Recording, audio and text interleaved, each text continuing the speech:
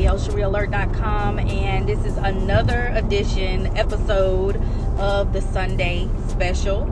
And if you are looking right now, I'm actually sitting in a vehicle. I took a spontaneous trip out to Northeast Mississippi, and we are still headed that way.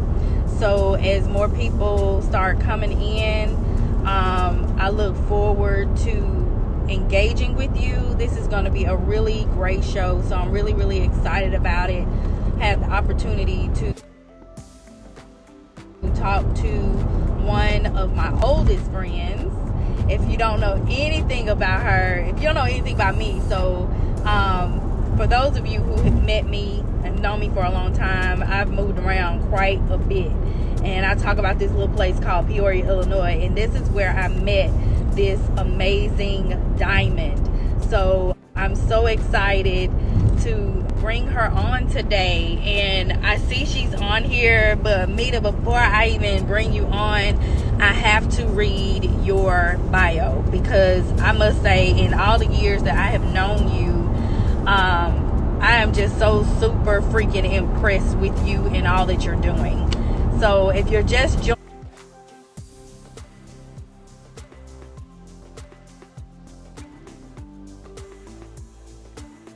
in to the Sunday special, hey, how y'all doing? Make sure you please share this, because it's gonna be a dope show today. I guarantee you, she is coming with some heat. She's coming with some fire. The chick is a unicorn.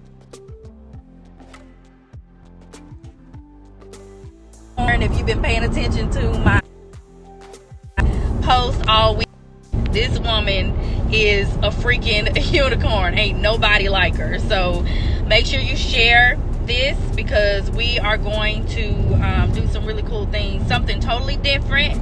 And again, I know this probably looks weird because I am sitting in a car, but I did something spontaneous today. She said she's proud of me, y'all. That means a lot. I love you, Metta. About to pull you on, but before I do that, again, let me say welcome to the Sunday special. And today's magnificent guest is Miss Almetta Pitts, M.S.W, LSWAIC. Now, you know I don't know what all that stuff stands for. I'm going to let her talk about all that. Okay, she got a lot of pronouns, including she, her, and they. Hey, Robin, how you doing? Thank you for checking in. So here it goes, y'all. So Almetta is responsible for helping individuals, communities, organizations, and companies engage within workplace wellness. She facilitates brave spaces that cultivate tough conversations around diversity, equity, and belonging via mental health and somatic wellness. She has significant experience of fortifying social impact via the collaboration of top organizations, companies, and institutions. She is the founder and principal consultant of Almetta Consulting LLC. And I'm probably saying that wrong, so make sure that make sure you touch on that, because I'm probably saying your consultant name incorrectly, and I apologize for that. But her consulting company focuses on areas of activism upon workplace and leadership wellness via trauma-informed care, organizational change, restorative justice, radical self-care, strategic development, and radical equity and social justice. Just a whole lot of awesomeness, right? So first, before I bring her on, because I couldn't even read the whole thing, she's also been featured on NPR and Como News, and she's also been featured on the King County Prosecuting Attorney Office Facebook mag, okay, or Facebook page. She is the author of The Seasons of Alchemy, Transforming Your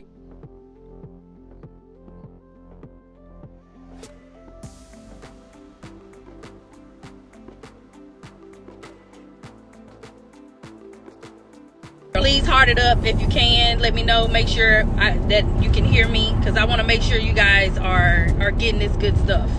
Okay, so send a couple of hearts over. Let me know. Let's see if she's coming in. Again, if you have any questions for her. Oh my God! Oh, we almost ran the same color. Girl, come through. Yes. Yes. How are you? I am so good. Thank you so much for having me. Oh, I ain't seen you in so long. Oh, It has been a minute, me and you. it has. One-handed. Yes, girl. Girl, before you even say anything else, I am so freaking proud of you. Like, you, and when I said you are a unicorn, you have always been a unicorn to me, though, because you've never stepped or walked in a lane that someone else had paved. You always had your own thing going. And that is one thing that I've always admired about you. Didn't care what nobody thought. This is me. Yes. I love me. I am perfect. You stupid. You crazy. You don't see it. You missing out. And I absolutely love that about you. How long has it been? Like, gosh, it's been a minute. I think I want to say since our undergrad days at Bradley, like Bradley University. Girl, I think I forgot about that. It's been Bradley. That's 2002, 3, one of them. I don't know. It's been a long time. Yeah, it's been a long time. A long time. Yeah. So but I'm grateful for social media. You know what I mean? It's really great. Yeah. If it wasn't for social media, I wouldn't know half of y'all. I wouldn't remember half. I will remember you, but oh my God, it's just so great to see how people have transformed and how they're, glowing in their own purpose. That's what I like to say. So I love that. Yes. Love it. So just let me apologize first off. I decided to take an impromptu trip this morning. And it was like one of those, okay, if we gonna go, we got to go right now. Because I'm supposed to do this at 3 o'clock. So, of course, we're still on the road. Okay. So please forgive me for that. Yes. Can you hear me well? I can. Okay, thank God for this good Wi-Fi. Yes. I will. Right, I'll pause as well because there's a little bit of a lag, just a little bit. So I'll pause and make sure that I can hear you and not interrupt. Okay, cool. She's such a professional. Maybe I need to be doing that too. So again, girl, thank you so much for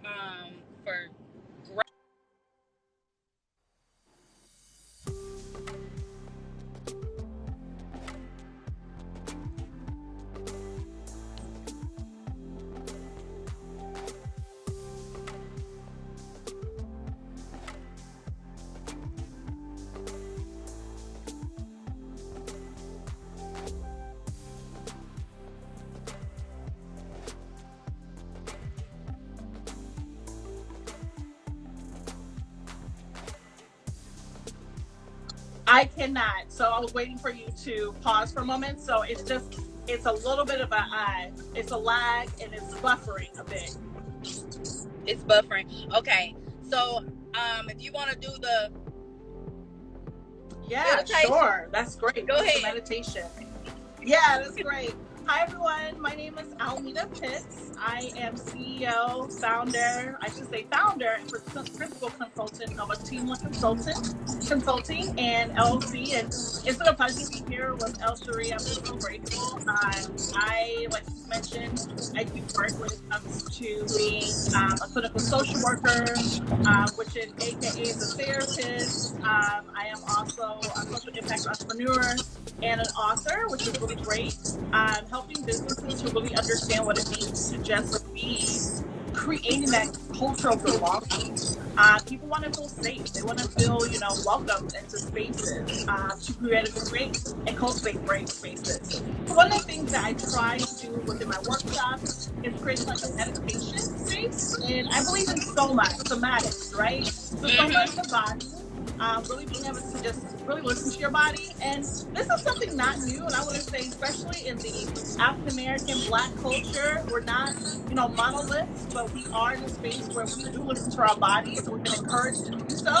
And in other cultures as well, it's so important to listen to our bodies. As humans, we just need and want to be encouraged and empowered to listen to our bodies. So one of the things I try to do is make sure that we have a space where we can ground, where we can anchor, where we can be in a place to just listen to what we are going to talk about and discuss today, but most of all, to practice what mindfulness is. Some people know mindfulness, it may be a word that's come out and can be very trendy, but it does come from different ways of understanding. So my first introduction to it was when I was working at the U.S. Department of Veterans Affairs as a clinical social worker. I was being able to understand the non-dogma or without dogma way of practicing meditation, which is anchoring yourself with your breath. The second part of that is acknowledging that it does come, its roots come from Eastern traditions, such as like Buddhism or Hinduism as well. And so giving honor to that, but also it comes into a space where you're acknowledging that even in Christianity, there are spaces where people pray. And that's kind of form of mindfulness. But in that space, I'm just saying that mindfulness can be in a place when you're walking, when you're moving, when you're in a place of being in that present moment. But the definition of it totally is just being in that present moment, not holding on to any thoughts, not being judgmental of any thoughts that come your way. It's so hard. Yeah. It is something that really is like, how do I get to that space? And it takes time. It takes time to be in a place when you really are practicing just with intention of how to be present in the present moment and allowing those thoughts to pass. So one of the things I like to do, and I'll do a guided meditation with everyone, is being able to start with an intention, okay? In this case, I know you're in the car, but with anyone that's in that space is being able to just find a place that you feel very comfortable, being in a place where you're navigating, you're in a safe space to be able to do so. But being in a place where you can just kind of release anything, tension in your body, kind of give yourself permission to listen to your body. If there's any type of aches, let them go, let them release. And if they are still there, it's okay. Just let it be. No judgment, just feel. It's okay. So in this present moment, we're going to set the intention. I'll do a guided meditation. You can keep your eyes open, keep your eyes closed. It's your choice, okay? But we're going to use our breath to really anchor. I'm going to set the intention by stating that we're going to allow your body to relax and your heart to soften. Bring your attention and senses to the now, the present moment. When negative thoughts refuse, allow them to float like clouds in the sky. Keep refocusing on the rhythm of your breath. So now is the time right now where we check in with our breath, okay? So set the intention. We're going to do a deep inhale, and it's just an inhale, 1, 2, 3, exhale, 3, 2, 1. Okay, so let's try it together, everyone. Inhale in, 3,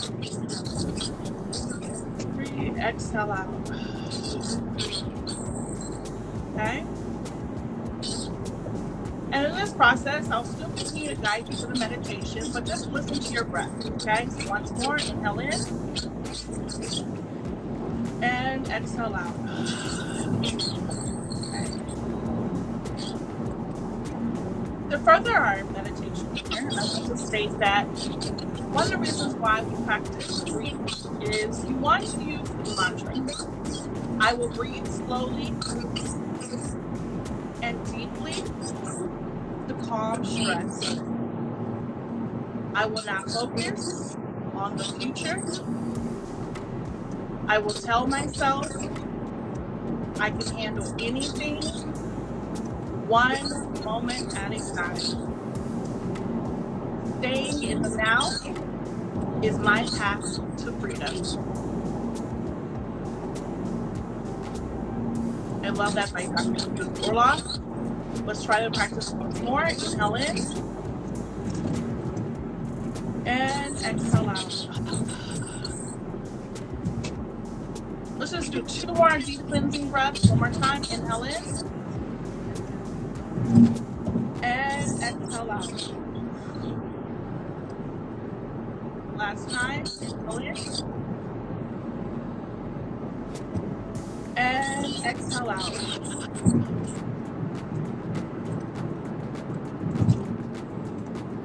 When you're ready to come back to, give yourself permission to open your eyes, rotate your body, shake it out, whatever you feel. So in this moment, El Sharia, this is what we do when it comes to meditation. It's taking those deep breaths. It's so important to give ourselves permission to know that, yes, things are changing around us all the time. Things are always happening. We sometimes have stressful lives. Right now, we're in a pandemic. We're facing COVID-19, one of the biggest pandemics we have experienced in our lives as millennials, and being in a space where we're navigating, what it feels like to be in this space. I'm a therapist. Right. I'm facing the same things my clients are. And I think that's very important to acknowledge that we need to breathe, to anchor as much as we can, to just keep feeling what's going on. Yeah. I love that. Thank you. What do you think so far about meditation so far? So, meditation is always something that I want to do, want to try. And like I've used different apps and sometimes, and it's like I can't seem to get out of my own head. Yeah. I actually posted something yesterday, I think it was, where I was like, I don't know where the off switch is for my brain, because there's so much, like you said, there's so much going on. You have your personal things that are happening. You have things going on with you, or your business or your job or family or whatever it is. And it's like with me, I'm one of those people, like everything runs at one time. Mm-hmm. So my thoughts a lot of times are like literally all over the place. And so it's really hard for me, especially at night sometimes, to try to sleep, because I do the praying and everything, but sometimes still, like even in my prayers, I feel like God be like, what is she talking about now? Because I'm like all over the place. I go from one subject to the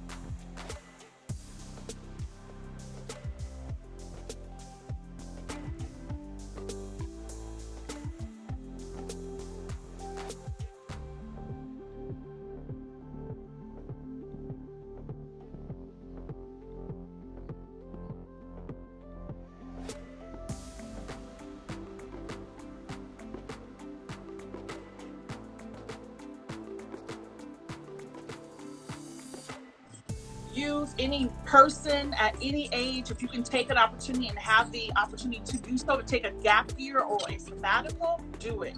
Because it takes you some time to just know what you want to do and how to process that. So I joined AmeriCorps and I served in the middle schools. I was a teacher or a para educator at that time, and an avid academic coach. So it helped me to see how even mental health was in that space with children and youth. And it helped me to understand too, like how this was full circle for me, being a first gen college student myself. And I was helping other prospective college students. And that was awesome.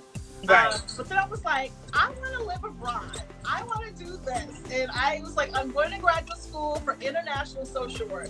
My aunt, Lisa Vernon, she is so amazing. She's probably on here as well. She is doing some phenomenal work down in Texas. Nice. But she was like, what do you think about like doing social work or psychology? And I was just like, my uncle said the same thing. And I was like, I don't know, maybe. And so I looked more into it, and international social work was like kind of something I wanted to do, and to do more like, I guess it was work of working with communities abroad and all of that. But when the recession hit, that's what happened. The recession hit in 2008 to 2011. My goodness, was so horrific. Right.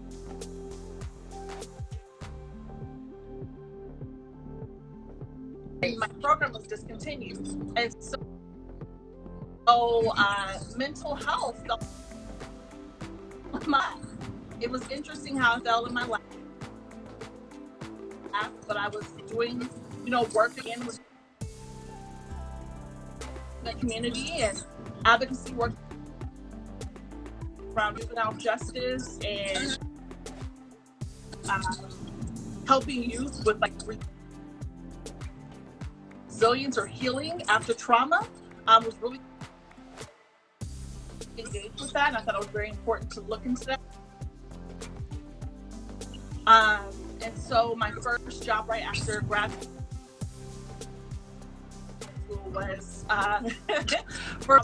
school was working with the U.S. Department of Veterans Affairs. It's one of the top trauma hospitals in the nation.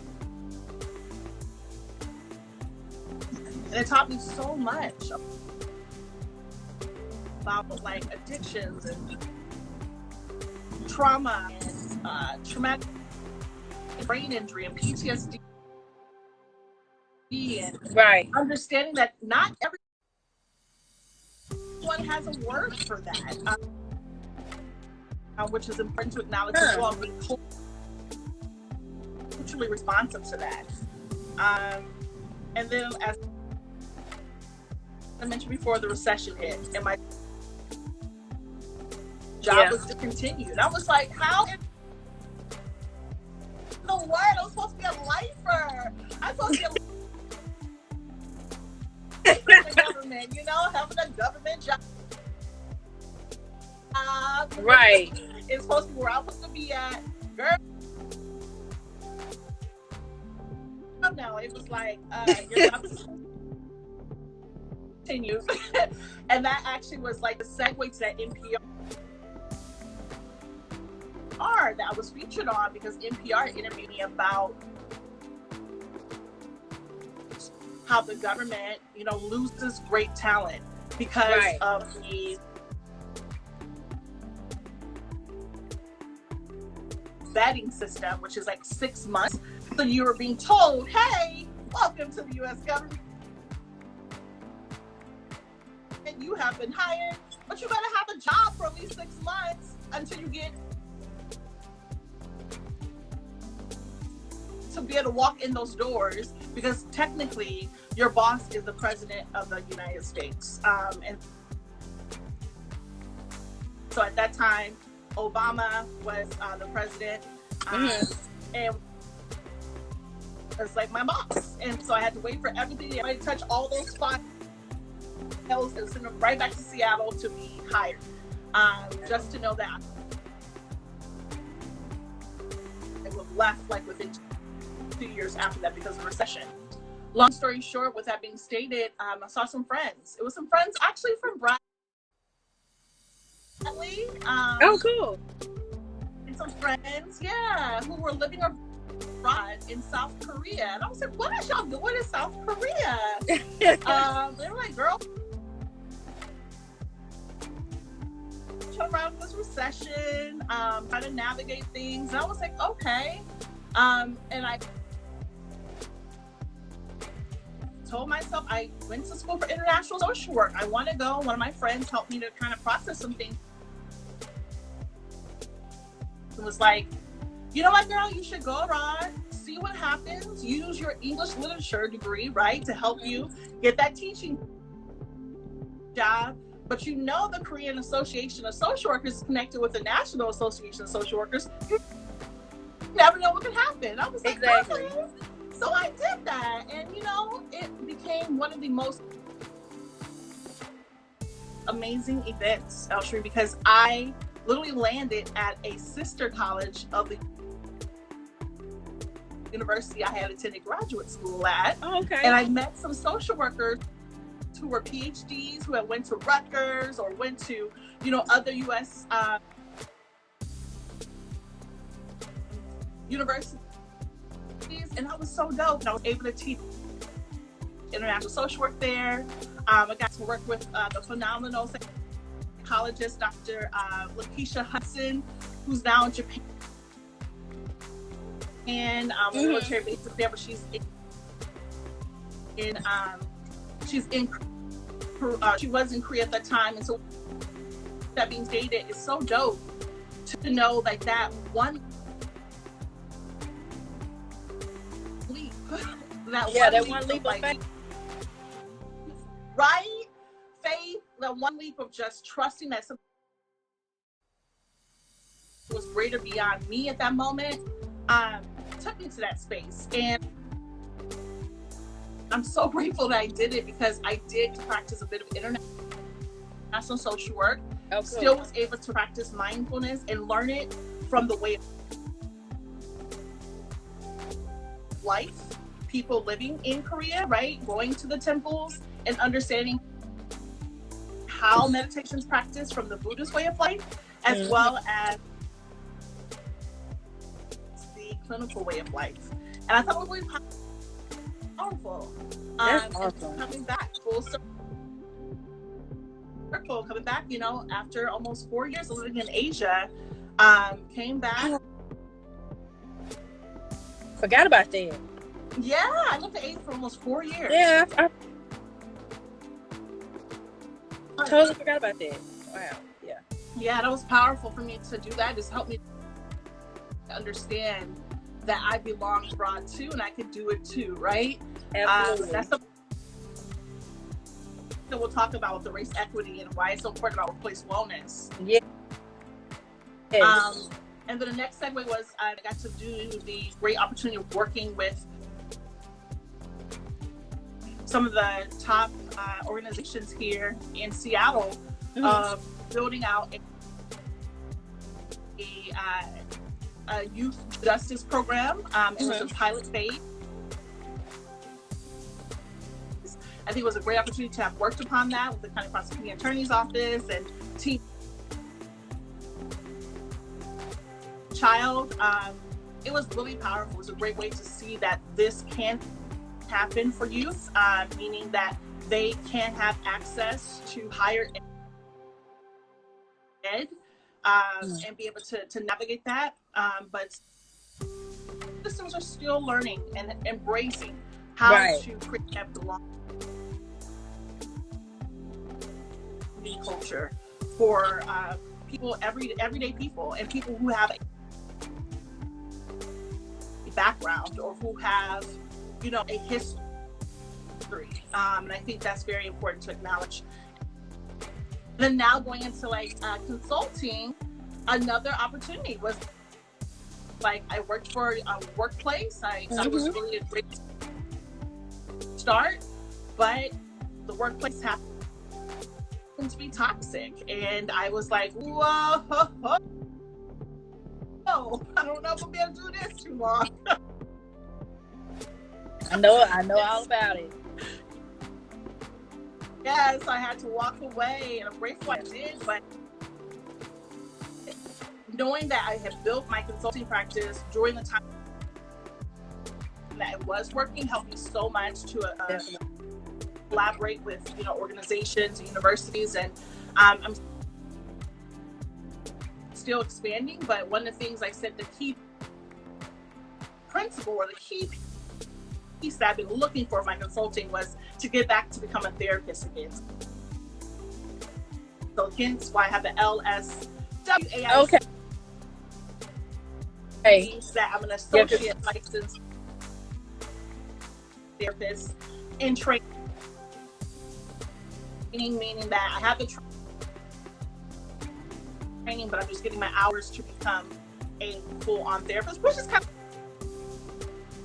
like a residence, like a doctor. Right. Yeah, I did look that up because I was like, what the world is all of this stuff mean? I know she's done just about everything, but you know, I'm just so amazed at all the stuff that you've done and all the places that you've gone. And like I said in the beginning, you've always been that type of person and you don't let anything stop you. Some people, you just mentioned about being in a toxic workplace, and you made a decision that, nope, this ain't gonna work. I'm gonna have to do something else.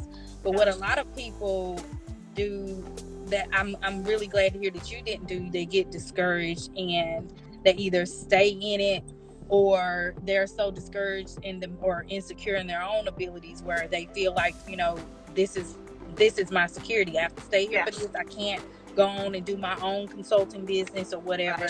So that was really cool to hear that, you know, you didn't allow that to become a toxic situation for you and stay in something like that.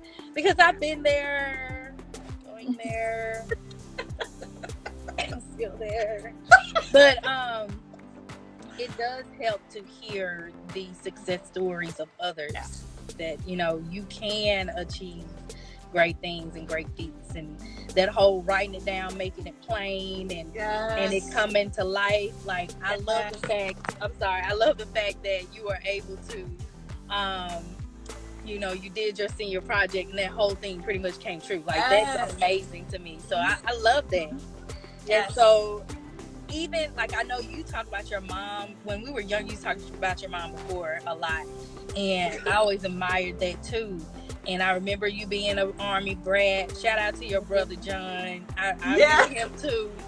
So like I remember the family and everything, and your awesome mama. And it was so funny because I'm like, you know what, she gonna be just like her mama, just glowing. And so and like I've wondered, you know, because it always seems like you have this stress-free life. I don't know. You know, so from the outside looking in, it's always been like, I mean, she's just post child for just joy, you know. So who has been your top influencers in helping you push through each and every goal and life situation? Like what have you leaned on, or who have you leaned on to help you through those processes? Yeah, most definitely. Thank you for that beautiful reflection. I appreciate that. You're welcome. Yeah, and I also want to say that I also want people to know, like, cultivating joy does not look so beautiful. Yeah. Healing trauma is ugly. Like, and I know that I'm an optimistic person, and upbeat, but I also am learning to embrace allowing people to just see me as is as well, and to learn how to know, like, it's okay to not be okay. Right. And when I'm not okay, how do I reach out or get the support that I need to make sure that I am well? Because it hasn't been always a very stress-free, right, a way of journey, because it's just being a space of acknowledging when you are part of, like, growing and evolving and changing a family's narrative and a generational narrative. Not trying to be martyrs, but when you do have that dream, right? And I know it started with, like, even great grandmother moving from the South, moving from Mississippi, because my folks are from Vicksburg, Mississippi. Everybody from Mississippi. Yes. And I'm hoping to visit Mississippi. As my grandmother, my maternal grandmother, still living, and we want to do that, to go down there and just be able to see, you know, history. But it's so beautiful to be able to know, like, that started. Someone had a thought, a dream, and it moved on, and that's passed down. part of that process is like, oh gosh, like it's tough. Like you said, Right. walking your own beat to your own drum, or doing your own thing. Like, yes, it makes me feel safer now that I can own that. But when you're thrown into that, woo, you feel like you've done something wrong. You feel like you're going against the grain. You feel like, what?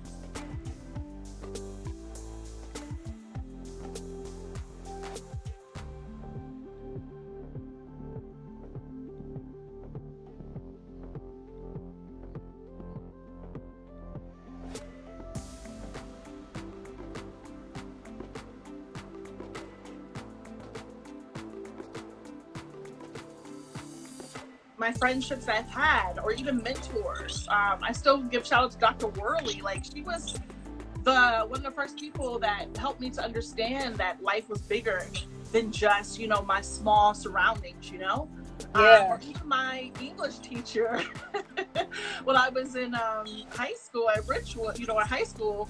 And with that being said, like, I remember those days of she allowed me to read the role of Caesar as a woman. And I was like, wow, I'm playing Caesar? Is that when we did the whose class was that? That was actually Mrs. Lane. Okay, you had Miss Lane. I had somebody else, and I'm trying to remember her name. Oh, Miss Hall Miller. Oh, I forgot Miss Hall Miller. I did have that lady right there was something serious. That lady was something serious. She was. That lady was something serious. Woo, yes. But yeah, we had to do that in English. That was fun. That was fun. Yeah. But that was really dope. And so I just think about all that. Like, I think about all that collaboration from that. It's been very instrumental to my life. Right. And watching, having a talk with one of my mom's best friends who told me as a woman, like, hey, do you want to have children or don't want to have children? And just kind of helping me to cultivate what it is to be a woman. You know, and I know that woman is a spectrum as well, and it's a range of just who we are. Right. It's not just birthing children and cooking and cleaning. That's not. Talk about it. And so that's what it is. Yeah. So I think, to answer your question, I think that's been a cultivation of over time of family, friends, strangers, educators, people who I watch who are strangers. Grace Jones, like, have my hair shaved to the side, like. Girl, I love that. I love that on you. It's just so you. I love it. I love it. And it's funny. I'm looking on here, Shanika. Shout out to Shanika Cagle. She was talking about Miss Hall Miller, I'm sure. Doing some big things as well. I see Shanika. Very proud of her too. Very proud. Yes. Shout out to Peoria. Yes, Did I just say whoop whoop? I did. So just like moving on, girl, because I have to. Yes. What are these are some of the main questions I really wanted to ask you. Yes. So what well, let's go back to the workplace scene. You're talking about the trauma of being in a toxic space. So as a consulting genius, I like to say that, unicorn of sorts, what are the most common issues that you see within the workplace when it comes to wellness, especially now during this pandemic? Because I don't know if a lot of employers are taking this opportunity to look at and reevaluate how they are servicing their employees. Yeah. So that's really great. Yeah. That's a great question. What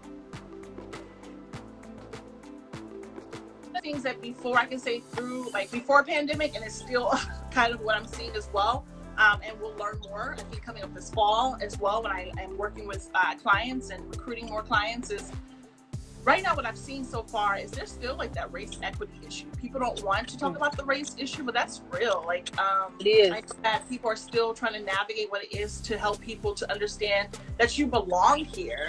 And that people can do their work effectively without having those microaggressions, which are like micro stories that we have heard over time. An example of a microaggression is like, "Oh, you're cute for a big girl." Just cute, period. Right. Or, "Wow, you speak so." Oh, you can actually speak. Right. Intelligent. Yeah. Articulate.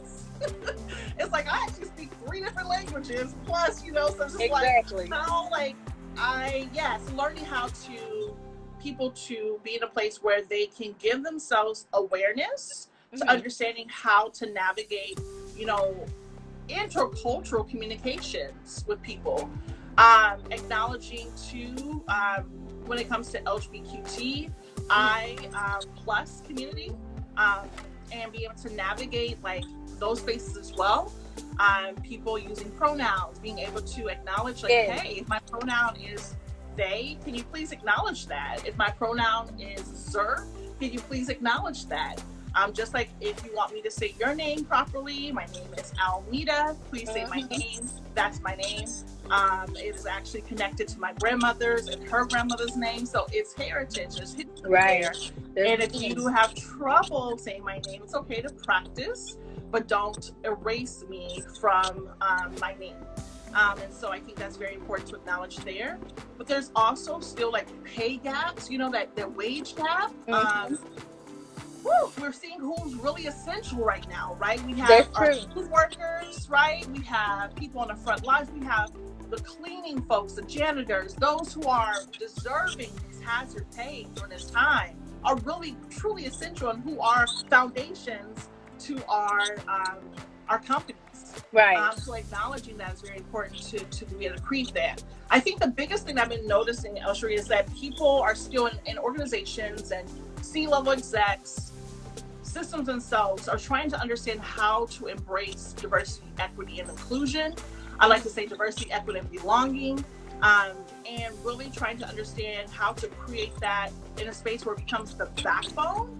We're not there yet. There yet. Right. I think we have a lot of like written words, on the wall, or you have written things in paperwork where you do your onboarding process. Yeah. Yeah. But what does it mean to really live by that?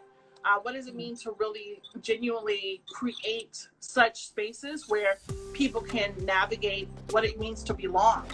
Right. And I think that's very important to navigate. So I think those are some of the issues that I've been seeing so far, but there's more to come. I think we're going to have to really understand what it looks like to work from home in this space when people are told they couldn't work from home. Right. And this whole time I could have been working from home. Sorry. Yeah. And we give honor to like, this is a real COVID-19 pandemic. We recognize it.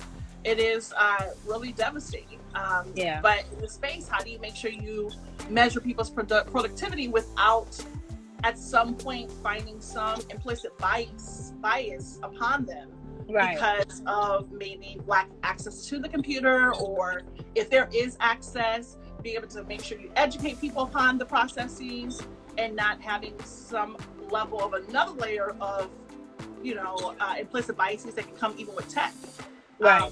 And I think that's really interesting that we're going to see maybe more of that soon as well. So dealing with this pandemic and, especially for those who have had to, or who have lost their jobs due to this, or just working at home and being around people they're not always around 24/7 like their children. Yeah. Sorry, I had a moment. But how or what advice do you give to people to maintain that mental stability? Because there have been a lot of people who have lost everything because of this. There's no income coming in. You got a $1,200 stimulus check. I mean, come on now. What is $1,200? That ain't even rent. So, what exactly are we doing to help ourselves, to help each other deal with this new norm, because that's what it is. Yeah, definitely. Yeah, reflecting upon that, I think first and foremost is just awareness that we're doing the best that we can do right now with what we have, and to feel and to be okay to know that this is traumatic. This is trauma. I think we're going to notice this for many years to come in this space, especially with those who have lost their jobs, who've been devastated from that. I think one of the biggest things is making sure that people try to get connections to their social services as much as they can. One of those things includes connecting with a mental health provider. I know here in the state of Washington, there's opportunities that the state provides, health insurance for those who may have been, laid off from their jobs, and that's helpful. And with that being stated, they can be able to find a mental health provider just to help them process with this process, right? Being able to know that they are not alone, even though it feels very lonely, especially with us being isolated like this. Yeah. Being able to know that people need that help and support, especially mentally, and being able to also, as much as they can, if they have been approved, getting the unemployment assistance if possible, any PPE loans if possible as well. I think that's very important, as much as people can do, right? But I think also this is helping us to go back to the way that our folks, our ancestors, right, of helping our grandparents, right? Yeah.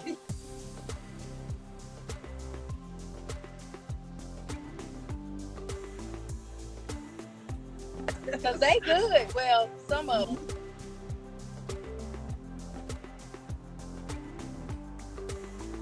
Now, my grandma liked to shop, so we have to force her to stay home. But I think like it's actually brought a whole nother set of eyes in. It's like we're looking at life differently now. Yeah. And one way I would look at it is it should, if it hasn't, brought closer to your family. Yes. It's probably been forced some people to be open and honest with their family members because they're all in the same spot right now. So, and then I know on the other hand, there are situations where people are like, I'm having to be at home with this person that abuses me mentally, physically, spiritually, whatever. And so there's just a lot of different things that are happening right now. It's just how do you protect yourself mentally from all of that? And or how you look at this as an opportunity to grow. I definitely looked at it as an opportunity to grow. I think it's pulled me and my family. I thought we were all pretty close, but we didn't realize how close we weren't until all of this situation went down. So it's really interesting, the times and how it plays a role in how our lives are being restructured. Yes. So it's just really interesting. You see what's most important. Some things what's most important anymore.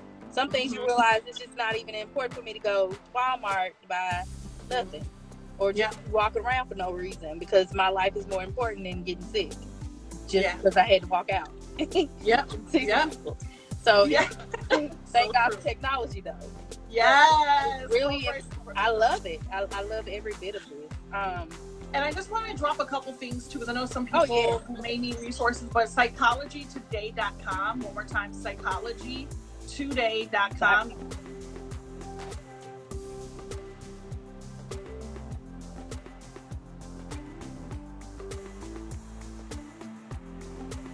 Therapist according to insurance. If you want someone who is, male, female, non-binary, someone also who may be in a space where they are a person of color, that is all upon there, and I think that's really great. There's also therapy for Black girls. There's therapy for Black men, and these are all websites. Again, therapy for Black girls and therapy for Black men. If you just Google that will come up. And I think that's very helpful to start in those processes. And if there's any space where someone's being abused, hurt, or harmed, again, sometimes you can use your fast food joint. I know that some people are being trained in that. I think some of the Pizza Hut or pizza places are being trained upon that. You just dial and say, hey, I would like to order, and you can do that. I think that's important to know that you can try to do that. And I want to refrain from saying that it's from Pizza Hut, but just pizza parlors. Right. And be able to like connect with a person and let them know like something's going on.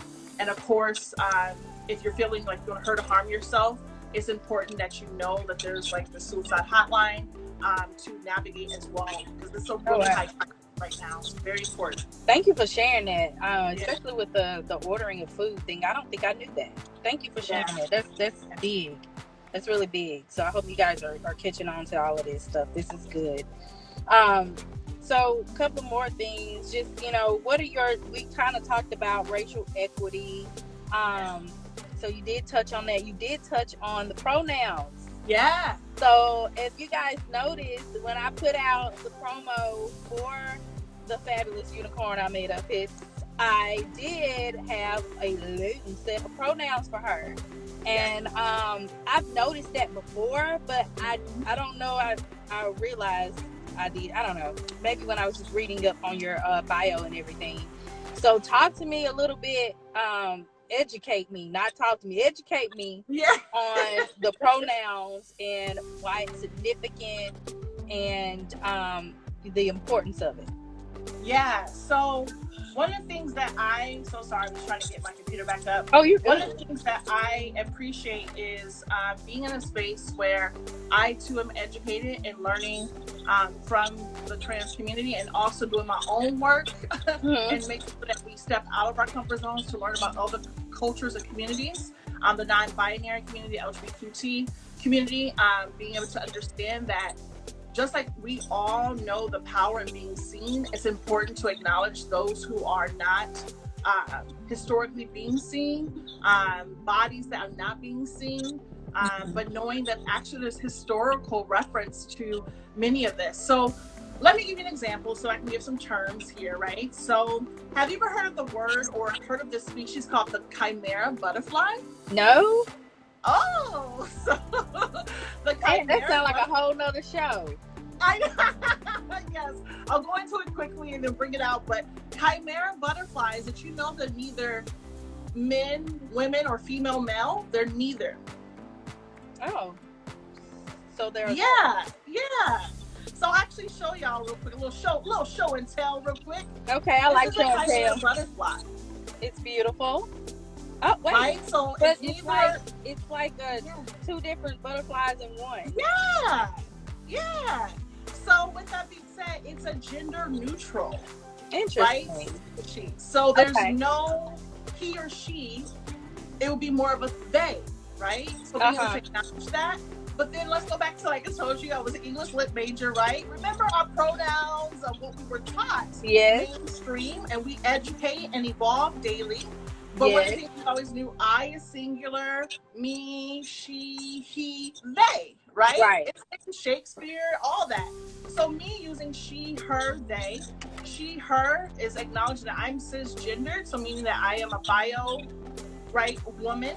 That's being cis in that space, but acknowledging too that being a part of a space of LGBTQ, acknowledging they is important to me as well. So acknowledging that there's a moment where you will call me they because that is singular pronoun, right? So I'm also being in a place where I'm identifying solidarity with the community, but then also being in a space where I am being an accomplice. So shifting from ally to accomplice, to acknowledging. So we'll start with ally.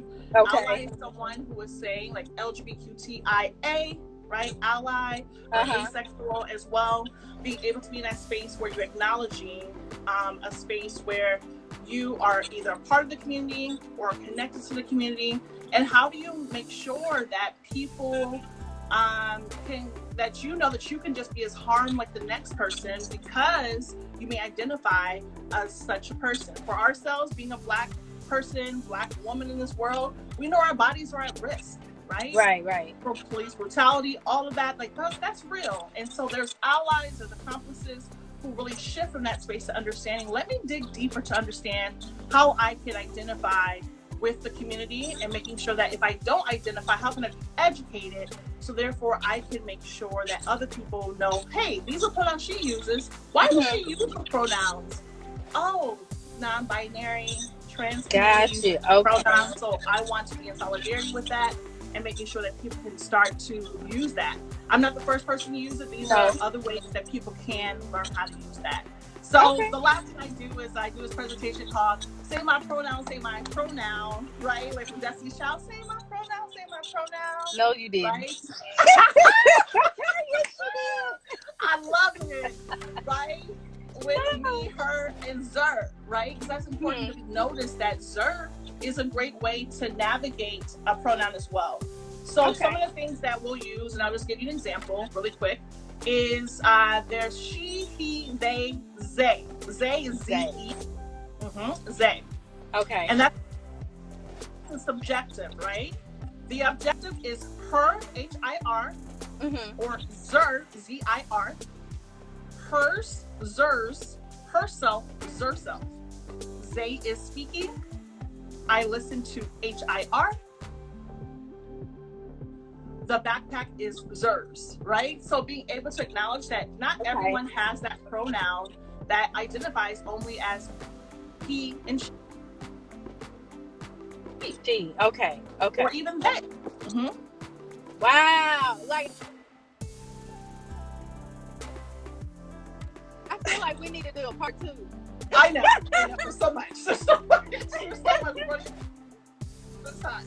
I love it. Okay. So that explains everything, because I'm like, okay, I'm not really sure what this means. It's supposed to be there. I know I've seen this before, but ain't no telling. Because I'm sure I'm definitely gonna ask her. So yeah, I wanted to know what that meant and how that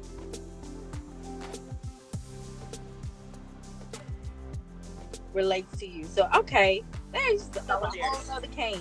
Just open it up.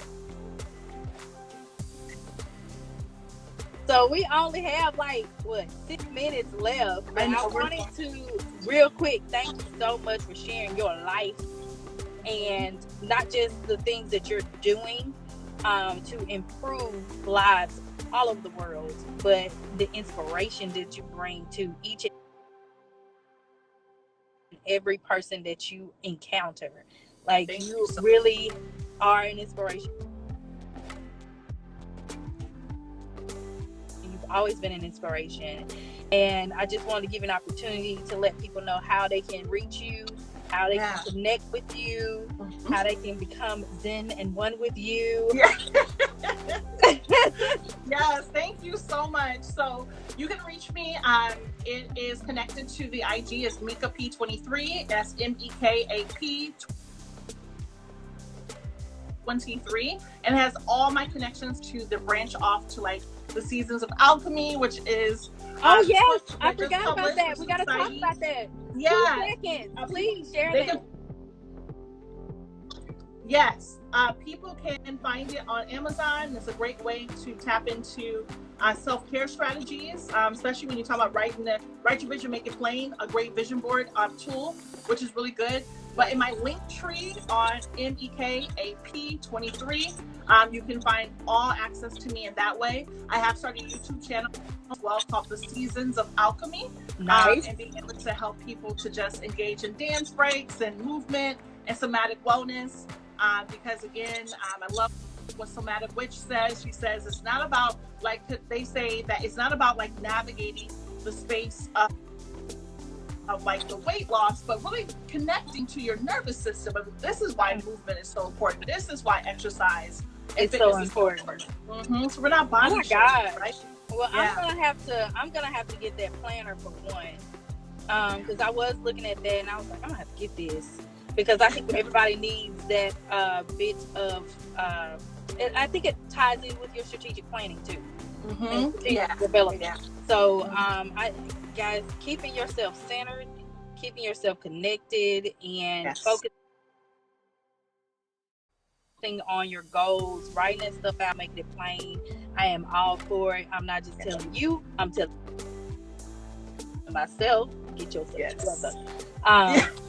But yeah, anything else you want to add?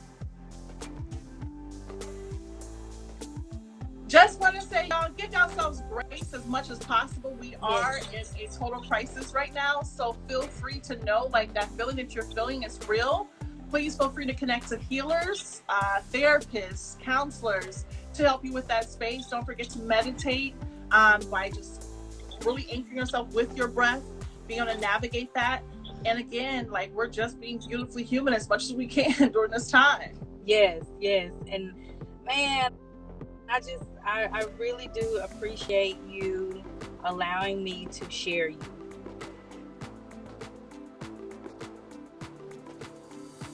Thank you so much. Thank you. If you missed the beginning of this, she went through an entire guided, what you call it, a whole breathing exercise, meditation. Yes. We did the whole thing. I actually zoned out for a second. It was great. But I really do. I intend to keep doing that. I did like the way that made me feel. So I intend to keep doing that, keep practicing.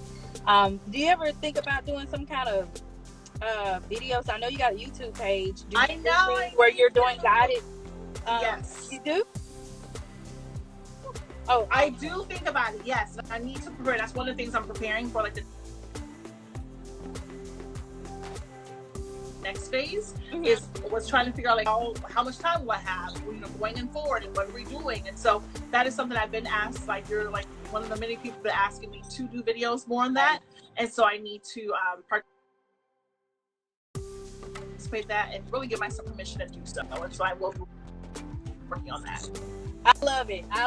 I love you. Thank you. I love you too, girl. I'm so proud of you, all the way from Seattle, Washington. Yes. The Unicorn Consulting Queen. Please make sure you connect with her and let me know if you want me to do a phase 2 with her, because I really feel like we need to do another one. But so let me know and I'll beg her and see if she has time for us. But again, thank you. This has been a great opportunity. I've learned way more than I thought I was going to get a chance to learn in this short 60 seconds, or 60 minutes. But thank you, and enjoy the rest. Everything that you are doing, I'm hearing a too. Yes. So Almetta, it looks like I'm going to be calling you back, baby. Yes, go down. Thank y'all so much. All right, enjoy the rest of your Sunday. This has been another fabulous episode of the Sunday Special. Love y'all. Bye. Bye.